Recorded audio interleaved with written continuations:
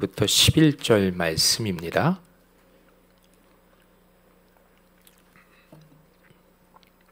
(1절부터) 11절 말씀 제가 한 절 읽고 여러분 한 절 읽고 교독하겠습니다. 허물의 사함을 받고 자신의 죄가 가려진 자는 복이 있도다.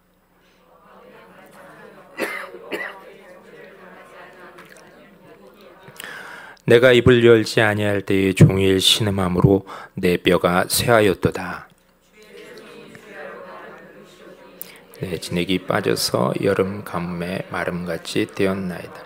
내가 이르기를 내 허물을 여호와께 자복하리라 하고 주께 내 죄를 아뢰고 내 죄악을 숨기지 아니하였더니 곧 주께서 내 죄악을 사하셨나이다.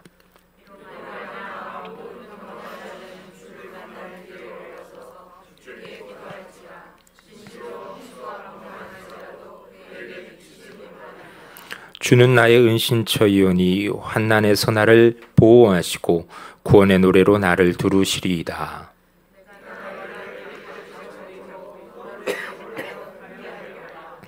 너희는 무죄한 말이나 노새같이 되지 말지어다. 그것들은 재갈과 굴레로 단속하지 아니하면 너희에게 가까이 가지 아니하리로다. 악인에게는 많은 슬픔이 있으나 여호와를 신뢰하는 자에게는 인자하심이 두루리로다. 함께 읽습니다. 너희 의인들아 여호와를 기뻐하며 즐거워할지어다. 마음이 정직한 너희들아 다 즐거이 외칠지어다. 아멘. 어제 주무실 때 에어컨 트시고 주무셨다. 그럼에도 불구하고 전기세 아끼려고 에어컨 끄셨다, 뭐 이렇게 두 부류의 종류가 있을 것 같습니다. 요즘 하여튼 무더위 때문에 여러분 평안하십니까? 그런데 또 그 전주에는 또 하늘이 구멍이 뚫린 듯 온종일 계속 비가 내려요. 하여튼 이 집중호우와 무더위가 계속해서 반복되는 계절입니다. 그러니까 낮에는 또 습해요. 덥고 밤에는 열대로 잠자리가 불편합니다. 여러분, 이럴 때 우리의 몸이 본능적으로 찾는 곳이 있습니다. 어딜까요? 그늘입니다. 시원한 곳, 시원한 곳.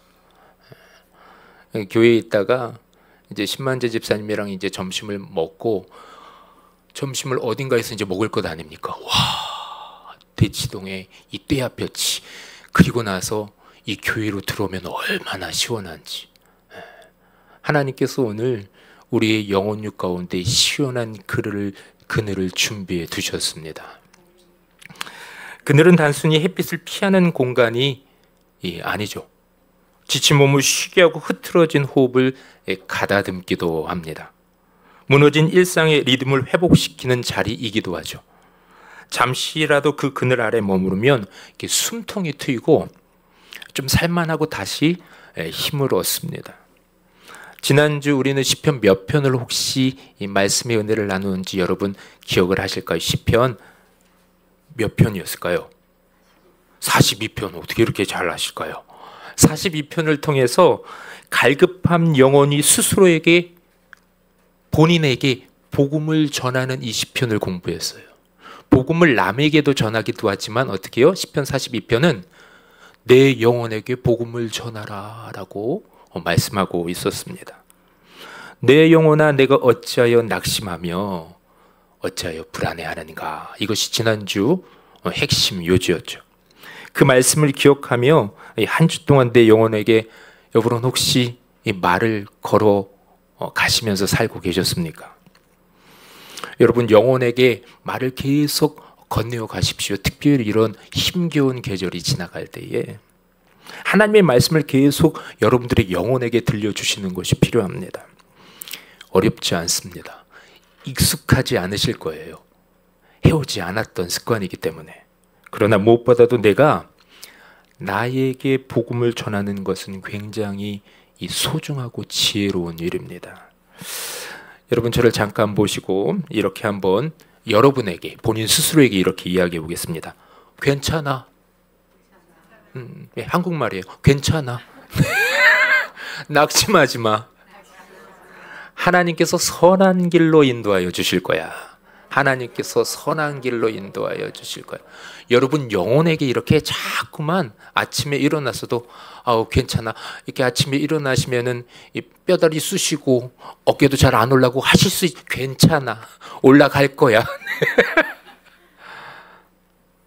이렇게 내 마음을 향해 진중하게 해요. 진중하게. 그냥 농담이 아니라 내 영혼아 낙심하지 마, 괜찮아, 하나님이 붙들어 주실 거야, 선한 길로 인도해 주실 거야, 괜찮아, 괜찮아. 내 마음을 향해 진중하게 조용히 말을 건네보십시오. 어쩌면 그 한마디가 마음 깊은 곳에 자리 잡은 무거운 눌림을 덜어낼 수 있습니다. 닫혀있던 마음의 문도 열어낼 수 있습니다. 괜찮아, 괜찮아. 한 번만 더 할까요? 괜찮아, 괜찮아. 특별히 오늘 시편 32편은 바로 그런 우리를 향한 하나님의 초대입니다. 그늘로 나아오라. 그늘 아래서 너는 참된 쉼과 안식을 얻게 될 거야. 혼자 품고 있는 무거운 마음, 속으로만 사귀며 지나온 시간, 그 모든 것을 안고 있는 우리를 향해 하나님께서 그늘을 준비하시고 그곳으로 오늘 우리를 조용히 부르고 초대하고 계십니다. 오늘은 이 설교 제목을 이렇게 잡아봤습니다. 십자가 어디요? 그늘 밑으로. 이 제목을 가지고 여러분들과 함께 은혜를 나누고자 합니다. 시편 32편의 시작은 복 있는 사람에 대한 선포로 시작이 됩니다. 우리 함께 1절을 읽겠습니다. 시작. 허물의 사함을 받고 자신의 죄가 가려진 자는 복이 있도다. 2절까지. 마음에 간사함이 없고 여호와께 정죄를 당하지 아니한 자는 복이 있도다. 아멘. 우리는 종종 어떠한 사람을 보면서 저 사람 참 복되다라고 마음 가운데 생각을 할 때가 있습니다. 재정이 넉넉한 사람을 보면 아유 저 사람 참 복되다. 또 매일 늘상 이렇게 생기발랄하고 건강한 사람 보면 야, 저 사람 건강의 복을 받았구나. 네, 맞습니다. 그것도 너무나 분명한 복입니다. 그런데 성경은 그것을 뛰어넘는 더 깊고 본질적인 복에 대해서 오늘 이야기하고 있습니다. 바로 자신의 허물을 숨기지 않고 하나님 앞에 솔직히 늘상 이야기할 수 있는 사람. 그리고 그 죄는 예수님께서 십자가에 흘리신 보혈로 어떻게 해요? 고백할 때마다 닦여지고 씻어지겠지요. 그렇게 영혼과 육체가 깨끗해진 사람. 그러므로 말미암아 누구도 입어보지 못한 새로운 세마포 의의 옷을 날마다 주님께로부터 공급받아서 아침에 일어날 때에 그 저녁에 주님 앞에 나의 허물을 다 고백하신 분들은 아침에 일어날 때에 물론 우리가 눈에 보이는 옷도 있고 하루를 출발하겠지만 이 회개의 옷, 세마포의 옷을 아침마다 입고 출발하는 사람, 그 사람이 어떻게 해요? 성경은 참 복된 사람이다. 이것이 진짜 복이 되는 이유는요, 우리 안에 있는 죄로 인한 무게가 결코 스스로 해결할 수 없기 때문에 그렇습니다.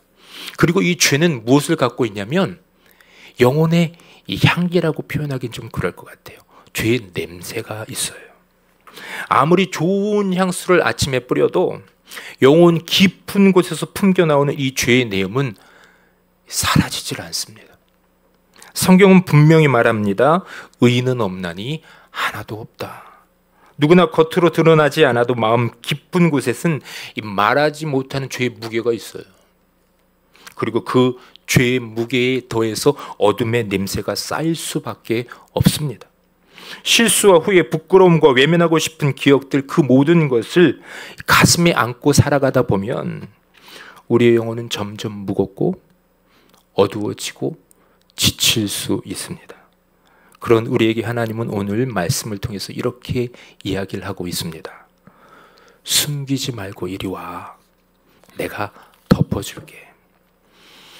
여러분, 한국교회 성도님들이 가장 듣기 싫어하는 설교가 뭔지 아십니까? 회개 설교입니다. 그리고 시편 32편 오늘의 본문은 시편 1편으로부터 150편까지 회개의 시로 분류되는 6개의 시편 가운데 가장 으뜸이 되는 시편이에요.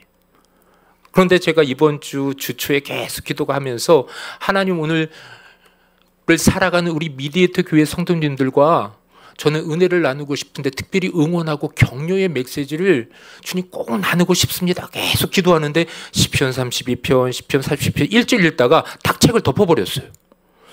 하나님 이거는 아닙니다. 이거 또 회개하라고 그러시는 겁니까? 야 제대로 봐라, 제대로 봐라. 아니다, 아니다. 그게 아니다.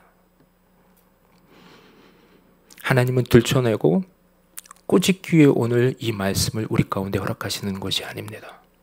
오히려 그늘 아래 숨겨주시고 내가 십자가에서 단 한 방울도 남김없이 흘린 보배로운 피로 내 그 죄의 무게를 내가 다 닦아주고 싶어. 그리고 무너진 마음을 회복시켜 줄 거야. 그 십자가 그늘 밑으로 오늘 우리를 초대하고 계십니다.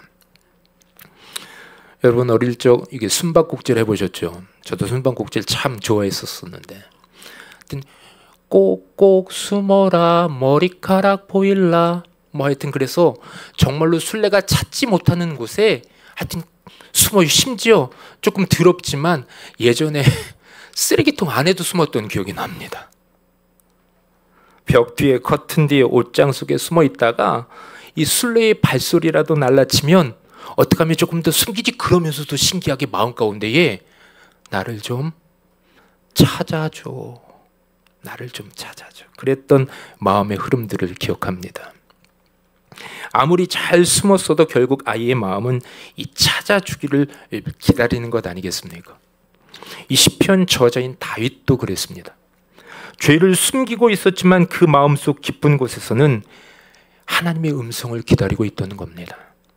하나님은 오늘 말씀을 통하여 우리에게 이렇게 말씀하십니다.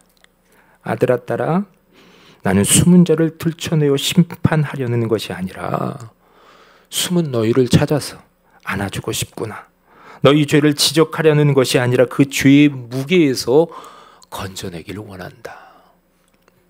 여러분 하나님은 숨은 자를 들춰내어 심판하시는 분이 아니라 숨은 자를 찾아 품어주시는 분이시고 그분의 은혜는 지적하는 손길이 아니라 덮어주는 손길임을 믿으시기를 바랍니다.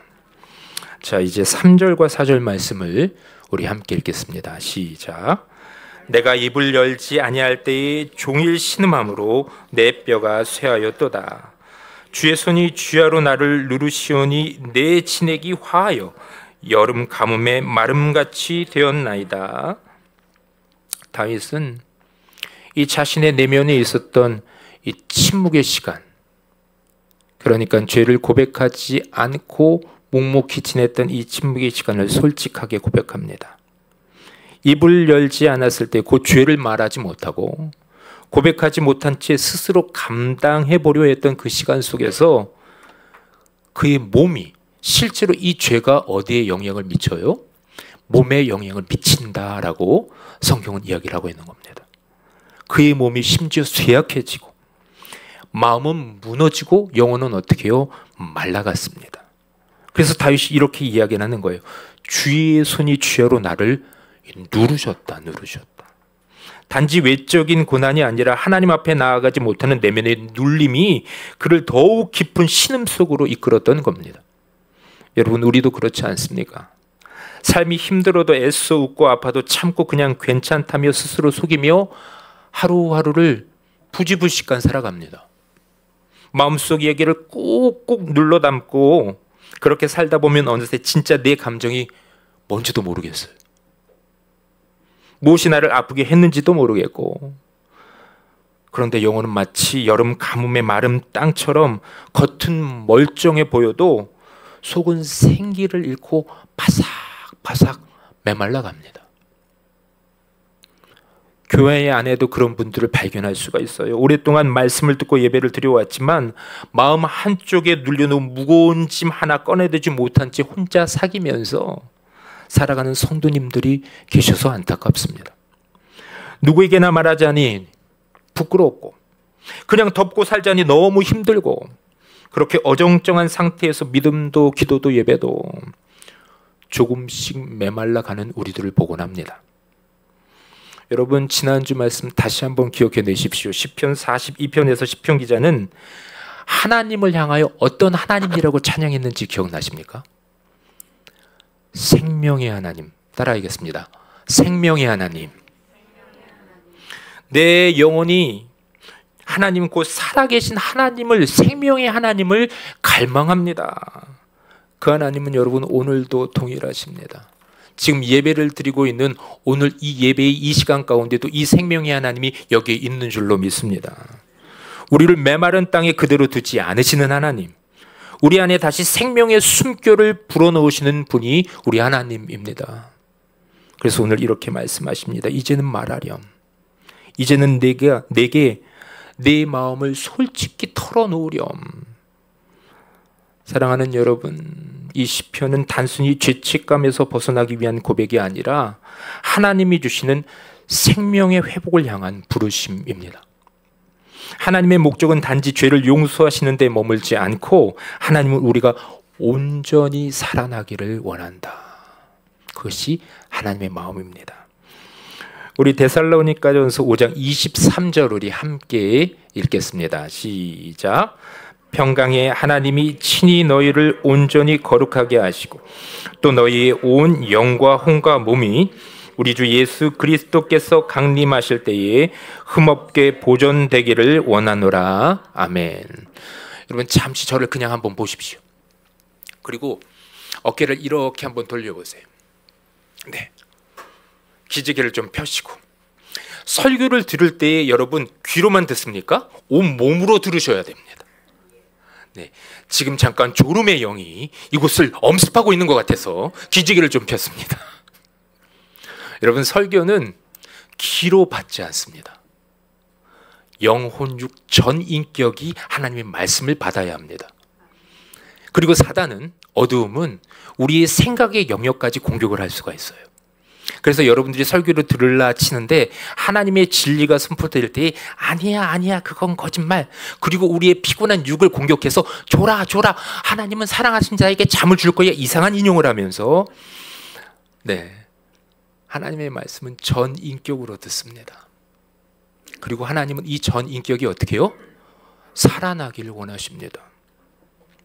평강의 하나님이 친히 너희를 온전히 거룩하게 하시고 또 너희의 온 영과 혼과 몸이 우리 주 예수 그리스도께서 강림하실 때에 흠없게 보존되기를 나는 원한다. 여러분 이 말씀을 우리 교회가 붙들고 있다는 거 아십니까? 하나님께서 우리에게 주신 생명은 단지 육체만이 아니라 영과 혼과 곧 전 인격을 포함한 생명입니다. 그분의 이 첫 번째 뜻은 우리를 온전히 회복시키는 데 있습니다. 그렇기 때문에 하나님의 말씀 그리고 우리를 돌이키신 부르심도 결국에는 생명을 온전케 하지라는 이 하나님의 뜻이 배어 있는 겁니다. 여러분 오늘 본문 시편 32편은 죄 사함의 기쁨을 넘어 생명을 회복하는 길로 우리를 초대합니다. 우리 영이, 우리의 마음이, 몸, 우리의 곧 육체가 십자가 그늘 아래에서 다시 살아나기를, 그것이 오늘 하나님이 우리에게 허락하여 주시고 싶은 은혜입니다. 그래서 우리는 생명을 기억해야 됩니다. 그리고 그 생명을 붙드는 것이 우리 공동체의 가장 중요한 가치입니다. 여러분 혹시 우리 교회가 붙들고 있는 핵심 가치 M5를 알고 계십니까? 툭 치면 나오셔야 되는데, 툭 치면 생명, 진리, 사랑, 동정, 생명강, 미디에이터가 툭툭 나와야 되는데, 생명, 진리, 사랑, 통전, 생명관, 그리고 미디에이터. 우리 교회의 이 핵심 가치는 우리 공동체가 말씀 위에 세워지고 살아가는 영적 방향성과 존재의 이유입니다. 그 가운데 생명은 가장 근본이 되는 가치입니다. 왜일까요? 하나님은 죽은 자를 살리시는 분이기 때문에 그렇습니다. 하나님은 죽은 자를 어떻게 한다고요? 살리시는 분이다. 저는 그래서 예수님 믿습니다. 죄로 말미암아 죽었던 이 김대정이라는 작자를 예수 믿었더니 어떻게 해요? 저를 살려주신 거예요. 생명의 은인이거든요, 우리 예수님은. 복음은 죄인을 정죄하려는 선언이 아니라 어떻게 해요? 죽은 영혼을 다시 살리려는 하나님의 생명의 선언입니다. 우리가 회개하고 입을 열어 하나님께 나갈 때 그분은 이 녀석 잘못했구나 라고 꾸지람하시는 것이 아니라 판단하시는 분이 아니라 그건 나에게, 그 더러운 건 나에게 주었으니 내가 너를 이제 살려낼게. 다시 살아나라. 그 부르심입니다. 생명이 주님이십니다. 그래서 우리 교회는 생명을 붙듭니다. 그리고 그 생명은 단지 숨쉬는 존재로 살아가는 것이 아니라 영과 혼과 몸이 온전히 회복되어 살아가는 삶, 곧 십자가 아래서 다시 피어나는 거룩한 생명을 의미합니다. 여러분, 예수님이 우리를 위해 지신 십자가 그늘 밑에 생명이 있습니다. 날마다 십자가 그늘 밑으로 나아간 여러분 되시기를 축복합니다. 우리 5절 말씀 함께 읽습니다. 시작.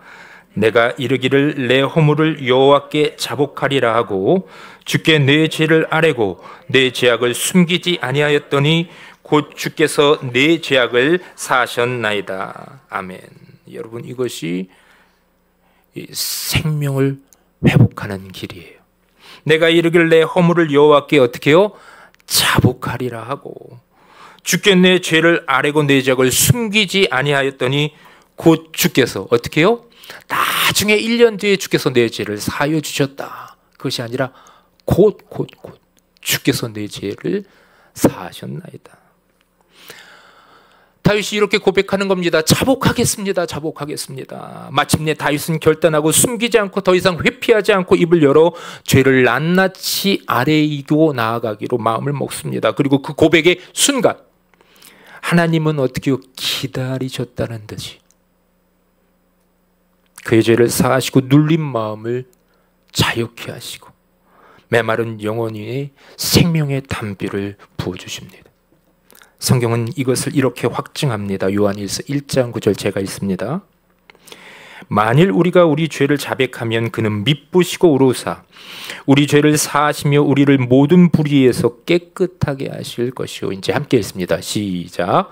만일 우리가 우리 죄를 자백하면 그는 미쁘시고 의로우사 우리 죄를 사하시며 우리를 모든 불의에서 깨끗하게 하실 것이요. 하나님은 우리의 고백을 이 정죄의 증거로 삼지 않습니다. 도리어 그 고백을 회복의 문으로 삼으십니다. 왜냐하면 그분 미쁘시고 의로우신 사랑의 하나님이기 때문에 그렇습니다. 우리가 정직하게 우리 모든 것들을 드러낼 때에, 고백할 때에 그 어둠 속에 하나님이 빛이 비추입니다. 숨겨둔 상처의 치유의 손길이 임합니다. 혹시 지금 여러분들 마음 한구석에 이 말하지 못한 눌림, 지우지 못한 죄책감, 혼자 사귀며 살아가고 있는 고통이 있으십니까? 여러분들이 고백할 때 하나님이 그 자리에 찾아오셔서 십자가 그늘을 준비해 주십니다. 하나님을 두려워하지 마십시오. 이 부분에서만큼은. 입을 열 때 자복하리라 자복하리라 입을 열 때의 마음을 여는 그 순간 그분의 생명이 어떻게 해요? 우리 가운데 약동하기 시작하는 거예요. 요동치기 시작하는 거예요. 생명이 우리를 붙들기 시작합니다. 다윗이 그랬던 것처럼 여러분 우리도 그러한 놀라운 은혜를 경험할 수 있음을 믿으시기를 바랍니다. 우리 본문 6, 7절 말씀입니다. 함께 읽습니다. 시작. 이로 말미암아 모든 경건한 자는 주를 만날 기회를 얻어서 주께 기도할지라. 진실로 홍수가 범람할지라도 그에게 미치지 못하리이다. 7절. 주는 나의 은신처이시오니 환난에서 나를 보호하시고 구원의 노래로 나를 두르시이다. 8절. 내가 내 갈 길을 가르쳐 보이고 너를 주목하여 훈계하리로다. 아멘. 여러분, 고백은 자복하리라 라는 이 고백은 끝이 아닙니다. 고백이 회복의 시작입니다. 참된 회복은 우리를 십자가 그늘 밑으로 곧 하나님의 은혜가 흐르는 자리로 인도합니다. 다윗이 6절 서두에 이로 말미암아라고 기록하고 있어요. 다시 말해 이 회개의 고백을 통해 이로 말미암아라고 이제 이야기를 하고 있는 것인데, 이 회개의 고백을 통해 모든 경건한 자는 하나님을 만날 기회를 얻는다. 여러분 생각해 보십시오. 세상의 부자 중 한 사람인 워렌 버핏 아시지요? 워렌 버핏. 이분과 식사 한 끼 위해서 심지어 수십억 원을 제공을 한대요. 그리고 밥값도 워렌 버핏이 내는 게 아니라 만나는 사람이 내고, 이 수십억 원을 기꺼이 내는 사람들이 있어요. 왜 그렇습니까? 그 만남 속에 무슨 인생의 전환점이 될 기회가 담겨 있다고 생각하기 때문에 그렇습니다. 좀 이 사람 만나면 내 삶의 어떤 터닝 포인트를 조금, 그 지혜를 좀 얻을 수 있을까? 그런데 하물며 전능하신 하나님과의 만남이 기회라면 어떻겠습니까? 고백을 통해서 이 회개의 문이 열리고 주님을 만날 기회를 얻는다면 어떻겠습니까? 그 기회가 회개의 고백을 통해 열린다면 어떻겠습니까? 고백 없는 경건은 여러분 껍데기일 수 있습니다. 하지만 고백 위에 세워진 경건은 하나님을 실제로 인격적으로 만나는 삶이에요.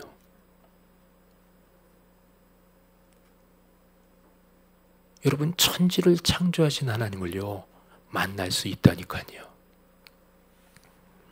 그리고 그 만남은 우리를 너무나도 완전하게 생명사계로 우리를 품으시는 십자가 그늘입니다. 본문이 이렇게 얘기하죠. 진실로 홍수가 범람할지라도 그에게 미치지 못하리이다. 우리의 삶 가운데 홍수가 범람을 할 수는 있어요. 그런데 그 가운데서 하나님은 어떻게 해요? 우리를 지켜줄 수 있는 생명의 하나님이십니다.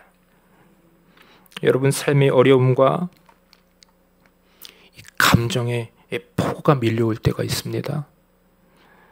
그러나 하나님께 피하는 자는, 하나님을 만나면서 살아가는 자는 결코 무너지지 않습니다.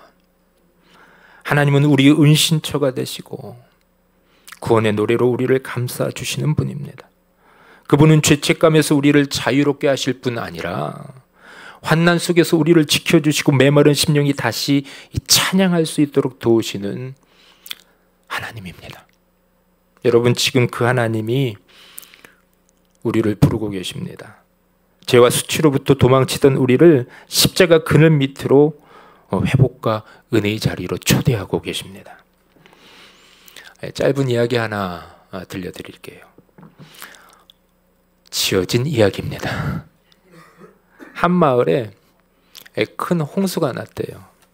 물이 점점 차오르자 자칭 신실하다고 여기는 한 사람이 자기 집 옥상 위로 올라가 하나님께 기도하기 시작합니다.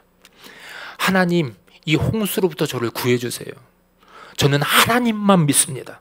그때 한 사람이 배를 타고 와서 소리칩니다. 어서 타세요, 어서 타세요. 곧 물이 불어날 겁니다. 그 사람이 대답합니다. 아닙니다. 저는 하나님이 구해주실 겁니다. 그리고 배가 떠났습니다. 조금 후 헬기가 와서 줄을 내리며 말합니다. 이제 진짜 위험합니다. 이 줄을 붙들고 이 헬기에 어서 타십시오. 그가 또 말합니다. 괜찮습니다. 하나님이 저를 반드시 구해줄 겁니다. 결국 그는 죽었습니다. 구조되지 못하고 생을 마감했다고 합니다. 그리고 하나님 앞에서 천국 가서 묻습니다. 천국을 갔는지 안 갔는지. 하나님 왜 저를 구해주시지 않았어요? 라고 하나님께 묻는 거예요. 그러자 하나님께서 이렇게 말씀하셨어요. 야, 내가 배도 보냈잖아. 네 배가 안 타가지고 내 헬기도 보냈잖아. 이 짧은 이야기의 교훈은 분명합니다. 하나님은 늘 우리를 위해 구원의 손길을 내밀고 계신다. 그런데 우리가 마음을 열지 않으면, 우리가 그 십자가 그늘로 피하지 않으면, 우리가 우리의 죄를 고백하지 않으면, 여러분, 그 은혜가 쉽게 우리도 알지 못하는 순간 지나가 버릴 수 있어요. 그 은혜의 기회를, 하나님이 만날 기회를 어떻게 해요? 붙드시기를 바랍니다. 본문 8절 9절 말씀 우리 함께 읽습니다. 시작. 내가 내 갈 길을 가르쳐 보이고 너를 주목하여 훈계하리로다. 너희는 무지한 말이나 노새같이 되지 말지어다. 그것들은 재갈과 콜레로 단속하지 아니하면 너희에게 가까이 가지 아니하리로다. 아멘. 하나님은 단지 죄를 사하시고 끝내시는 분이 아니다. 그 다음 걸음을 인도하시는 분이시고 눈으로 지켜보며 훈계하는 분이시다. 그래서 이 본문 8절에 내가 내 갈 길을 어떻게 해요? 가르쳐 보이겠다. 가르쳐 주겠다. 이 말씀은 회개한 자에게 주시는 하나님의 회복 이후의 약속입니다. 죄로 인해 방향을 잃고 신음 속에 갇혀있던 인생을 다시 일으켜 세우신 하나님은 그를 새로운 길로 인도하십니다. 그리고 그 길에서 벗어나지 않도록 계속해서 내가 눈동자로 바라보고 있겠다. 그리고 좌로 우로 치우치면 인생 막대기로 쳐서 가장 선한 길로 가게 할 거라라는 이 하나님의 이 사랑이 듬뿍 담겨 있는 말씀이에요. 그런데 9절에서 하나님은 경고도 잊지 않으십니다. 너희는 무지한 말이나 노새같이 되지 말아라. 고집스럽고 제 뜻대로만 가려 하는 태도에 대한 영적 경고입니다. 회개는 한순간의 감정이 아니라 하나님께 길을 맡기고 따르려는 순종의 결단으로 이어져야 한다는 것이에요. 제갈과 굴레로 끌려가는 삶이 아니라 하나님의 음성에 귀 기울이며 따라가는 삶, 여러분 그것이 진짜 복 있는 사람의 회복된 모습입니다. 이제 마지막으로 시편 32편 10절과 11절 말씀을 우리 함께 읽겠습니다. 시작. 악인에게는 많은 슬픔이 있으나 여호와를 신뢰하는 자에게는 인자하심이 두루리로다. 너희 의인들아 여호와를 기뻐하며 즐거워할지어다. 마음이 정직한 너희들아 다 즐거이 외칠지어다. 아멘. 저는 이 말씀이 설교 준비하다가 너무 은혜가 되어서 여러 번 저 혼자 계속 읽었던 말씀인데요. 제가 한 번 더 읽겠습니다. 천천히. 악인에게는 많은 슬픔이 있으나 여호와를 신뢰하는 자에게는 인자하심이 두루리로다. 여기 이렇게 감사 안아준다라는 거예요. 너희 의인들아 여호와를 기뻐하며 즐거워할지어다. 마음이 정직한 너희들아 다 즐거이 외칠지어다. 여러분 요즘 이 소리쳐 외쳐봤던 기억들이 조금 있으십니까? 예전에 요즘에는 그 대학교 합격자 발표가 인터넷으로 확인을 하더라고요. 근데 예전에는 본인이 지원한 학교로 버스를 타고 가요. 그러면은 무슨 과 있으면은 큰 전지에 무슨 과에 매직으로 다 이렇게 써 있어요. 그러면은 그 앞에서 떨어진 아이들은 하고 울고 있고 막 하다가 내 이름이 어딨지 하다가 발견하면 어떻게 해요? 거기서 여기서 순간 속된 말이 하나 떠올랐는데 해도 될까요? 합격한 아이들은 지광을 하더라고. 무슨 말 제가 안 했어요? 여러분들이 이해하시죠? 7월 발광을 하면서 와 하고 소리를 치는 거예요. 왜? 합격자 명단에 내가 있는 거예요. 그런데 오늘 이 시편의 저자 이 다윗은 지금까지 눌려있었던 이 죄에서 자유를 얻었네. 하나님이 생명을 공급해 주시네. 이 메말랐던 심령이 이제 하나님께서 주신 어떻게 해요? 성령의 담비를 부어주시니 새 생명 얻은 거예요. 그러니 어떻게 자연스럽게 누구를 찬양합니까? 하나님을 찬양하는데 그것도 어떻게 찬양합니까? 외쳐서 찬양하는 겁니다. 콘서트를 갑니다. 누군가가 노래를 부르고 있어요. 그러면 이제 가수가 뭐라고 그래요? 멘트를 소리 질러 이래요. 그러면은 이 관객들이 와 하고 소리를 지릅니다. 하나님입니까? 저는 이제 찬양 인도자로 스탄시어를 보내면서 성도들에게 소리 질러 참 많이 강요를 하기도 했어요. 여러분 하나님께 소리를 지르십시오. 함성을 지르십시오. 그분은 함성을 받기에 합당한 분입니다. 여러분 시편 32편은 신음으로 시작했었는데요. 찬양의 외침으로 끝맺음을 합니다. 참 멋져요. 찬양으로 마무리되는 은혜의 고급스러운 과정입니다. 입을 닫았을 때는 뼈가 마르고 마음이 쇠하고 신음했는데 입을 열어서 숨겨둔 마음을 하나님께 다 털어놓고 그분의 품 십자가 그늘 밑으로 나아가자 하나님의 인자하심이 부어지기 시작합니다. 그리고 우리를 감싸 안으십니다. 마침내 기쁨과 즐거움이 시편 저자 다윗의 심령 가운데 가득 채워집니다. 10절에서 말하는 인자하심이 두른다라는 표현은 하나님의 사랑이 방패처럼, 마치 이렇게 따뜻한 담요처럼 회개한 자를 덮고 감싼다라는 의미예요. 죄책감과 수치심이 우리를 짓누리던 그 자리에 이제는 하나님의 자비와 긍휼이 임하는 겁니다. 그리고 마지막 11절, 너희 의인들아 기뻐하라, 즐거워하라, 외쳐라, 외쳐라. 이것이 자신을 하나님 앞에 정직하게 내어놓은 이들이 걸어가는 회복의 종착역입니다. 하나님 앞에 모든 것을 낱낱이 바로 아뢰는 삶이 세팅된 사람들은 기회를 얻어 하나님께 기도하고 삶을 맡깁니다. 용서받고 매일의 삶 가운데 평안을 누립니다. 그러나 거기서 멈추지 않습니다. 반드시 기쁨과 찬양으로 나아갑니다. 여러분, 이 찬양 아시지요? 찬양하라 내 영혼아, 찬양하라 내 영혼아, 내 속에 있는 것들아 다 찬양. 우리 함께 노래합니다. 기뻐하라. 이번에는 기뻐하라 내 영혼아, 기뻐하라 내 영혼아, 내 속에 있는 것들아 다 기뻐. 마지막으로 감사하라, 감사하라 내 영혼아, 감사하라 내 영혼아, 내 속에 있는 것들아 다 감사하라. 여러분, 오늘 우리는 시편 32편을 통해 이 신음하던 인생의 고백을 통해 회복되는 모습을 보았습니다. 마침내 결국은 찬양으로 외치는 자리로 나아가는 은혜의 여정을 함께 걸어왔습니다.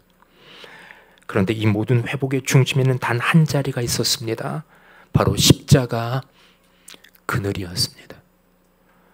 우리는 모두 인생의 뜨거운 햇살 아래에서 죄의 무게에 짓눌릴 수 있습니다. 감추고 싶은 과거와 상처를 안고 살아가는 우리네 인생입니다. 그런 우리를 위해 하나님은 한 그늘을 마련해 주셨습니다. 그 그늘이 바로 십자가입니다. 그 아래서 우리는 속죄함을 받고 상처는 싸매어지며 지친 영혼은 안식을 누릴 수 있습니다. 여러분, 십자가는 심판의 나무가 아니라 은혜의 그늘이며 자비의 피난처요 회복의 시작점입니다. 그러니 여러분, 더 이상 혼자 아파하지 마십시오. 십자가 그늘 밑으로 하나님이 우리를 초대하고 계십니다. 하나님은 우리가 그 그늘 아래에서 다시 생명을 누리기를, 온전한 생명이 회복되기를 원하십니다. 그리고 오늘 말씀은 우리를 이렇게 초대합니다. 너희 의인들아, 그 십자가 그늘 밑으로 나오는 주님께서 나의 죄를 사하여 주셨지라고 그 믿는 한 걸음을 내딛는 우리를 향하여 오늘 본문은 너희 의인들아 라고 불러주십니다. 기뻐하라, 즐거워하라, 외치라. 하나님은 우리가 생명의 찬양을 부르기를 원하십니다. 십자가 그늘 밑에서 회복된 우리의 전인격, 영혼과 육체가 기쁨으로 하나님을 노래하는 인생 되시기를 예수 그리스도의 이름으로 축복합니다. 여러분, 혹시 이 찬송가 415장을 아시는지 모르겠습니다. 이게 많이 부르지는 않은 찬송인데요. 그래서 이제 음정이 조금 어려우실 수 있어서 제가 1절을 저 혼자 한번 불러보겠습니다. 십자가 그늘 아래 나 쉬기 원하네. 저 햇볕이 뜨겁고 또 짐이 무거워 이 광야 같은 세상에 늘 방황할 때에 주 십자가의 그늘에 내 쉴 곳자. 우리 1절로 다시 한번 주님을 높여 찬양합니다. 십자가 그늘 아래 나 쉬기 원하네. 저 햇볕이 뜨겁고 또 짐이 무거워 이 광야 같은 세상에 늘 방황할 때에 주 십자가의 그늘에 내 쉴 곳자. 내 눈을 밝히 떠서 내 눈을 밝히 떠서 저 십자가 볼 때 나 위에 고난 당하신 주 예수 보인다. 그 영상 볼 때 내 맘에 큰 찔림 받아서 그 사랑 감당 못하여